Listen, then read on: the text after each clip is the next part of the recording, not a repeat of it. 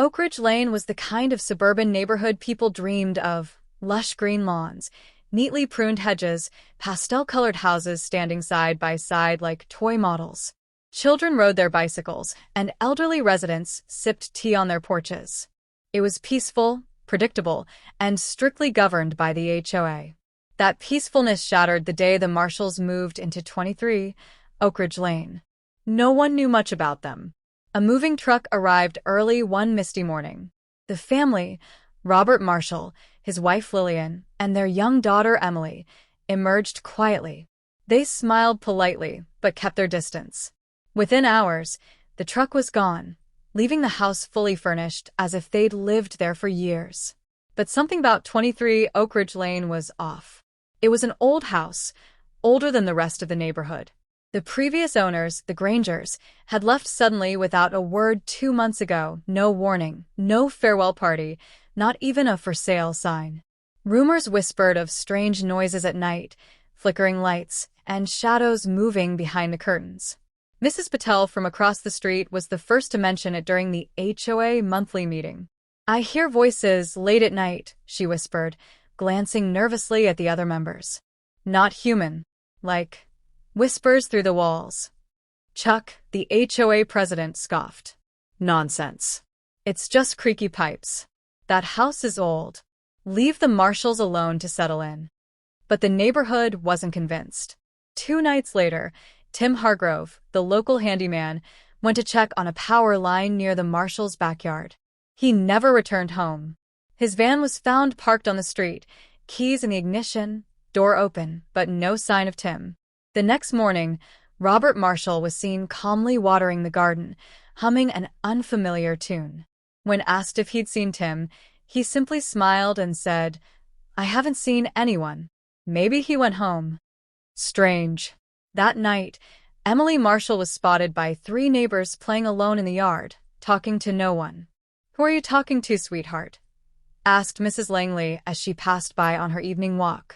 Emily smiled sweetly and pointed to the shadowy space beneath the porch. "My friend. He lives down there. He whispers to me." Mrs. Langley froze. "What friend?" Emily giggled, her voice a little too high-pitched. "The man with the dark hat. He tells me secrets about the house." The next day, word spread fast. Some residents demanded the HOA intervene. But Chuck, stubborn as always, dismissed their fears. "These are just silly ghost stories," he grumbled. "Let them be." That decision would cost him dearly. A week later, during another HOA meeting, things came to a head. "Tim is still missing," cried Mrs. Patel. "And now the lights in my house are flickering every night at 3 a.m. What's going on here, Chuck?" Chuck sighed, rubbing his temples. "Fine. I'll go talk to Robert Marshall myself. Tomorrow." The next morning, Chuck knocked on the Marshall's door. It creaked open, but no one was there. "Hello, Robert? Lillian?" His voice echoed through the silent house. He stepped inside. The air was cold, unnaturally so. A faint whisper, almost like distant breathing, floated through the air. Chuck's heart pounded. In the living room, a family portrait hung crooked on the wall. But the faces were wrong. The Marshall's eyes were missing.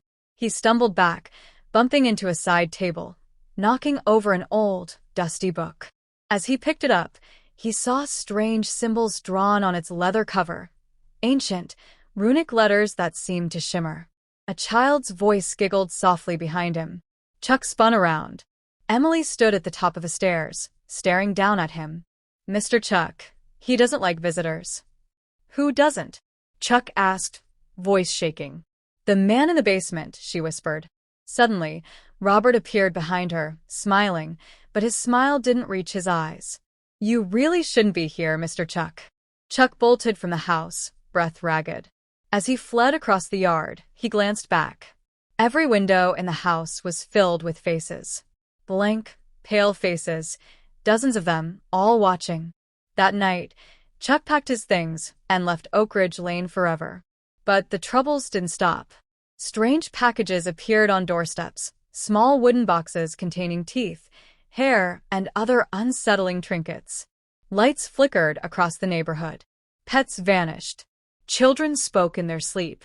One by one, families began to move away. The HOA collapsed. Oakridge Lane was left to rot.